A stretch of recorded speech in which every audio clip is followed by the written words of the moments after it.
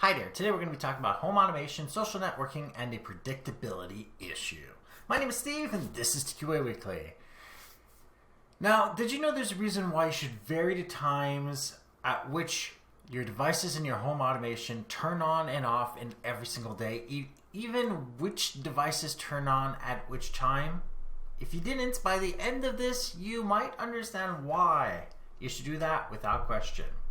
Also, did you watch the original movie of Home Alone? Notice how the wet bandits determine which houses are not occupied based on a combination of home automation and intel gathering. I mean, one of them did actually dress up as a police officer and visit every single place, and at one point even knew at what time each of the houses would have all their lights on. These were perfect indications of when to rob that house. And they were able to do this with social engineering as well as observation.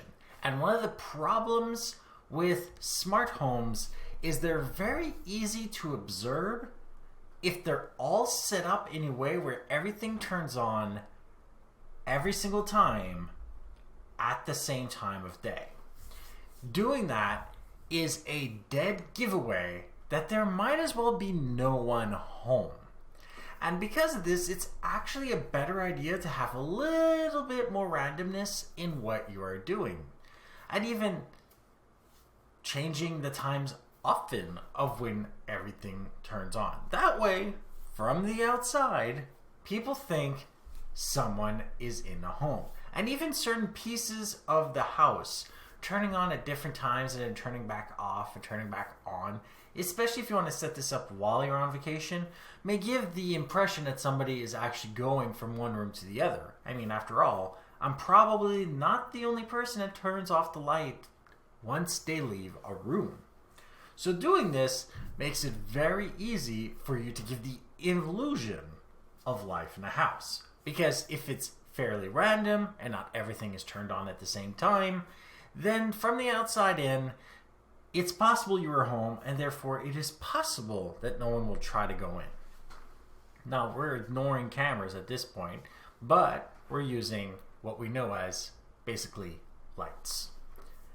Now, it might be a little hard for most of you to accept, but the other detail from that movie, which was the ability of intel gathering on the actual person or family, is now a lot easier to do than before. He had to dress up as a police officer in order to get this information. Now you just have to follow the person on social networking. I know you are super excited to be at a concert, taking pictures and posting them. Take the pictures. Post them. Wait before you post them. Wait until the event is over. Because if you are currently at the event, taking pictures, posting them, no amount of randomness is going to work anymore for your own home.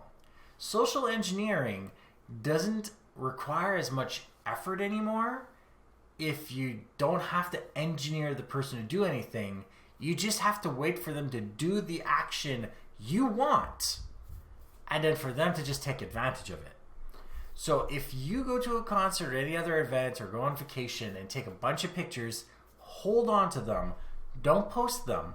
Or if you want to put them up as a draft, or put them up with a schedule that allows you to be back home before they go up. This way, they will never know exactly when you are not home. And the last piece of advice that I might as well give you at the same time is, while you are away from all of this and you're trying to get the illusion of randomness and whatever, introduce some real randomness by simply picking up your smartphone, logging into the interface, and simply changing the times or turning things on and off manually. Because doing that will make it incredibly hard for anybody from the outside to figure out what's going on the inside, especially if they can't actually see inside the apartment, at least in no way clearly. And I hope that will keep you just a little bit safer in the age of home automation as well as social networking. So, like this episode if you like it, dislike it if you didn't, share with those that you think can benefit from this, and don't forget to subscribe. And if you have any questions, comments, suggestions for topics, email me at ask@tqaweekly.com or go to my website, tqaweekly.com, where you can see show notes on this episode, past others, find other ways of subscribing, and of course, use the contact form to email me directly. And if you want to see me play video games such as Assassin's Creed Valhalla, which I have been playing for a long while and definitely enjoy, come and see me on Twitch, Friday, Saturday, Sunday, 7 to 9 p.m., even later, Eastern, and see me play one of the games that I actually do love to play, which is the Assassin's Creed series. Thank you for watching, and goodbye.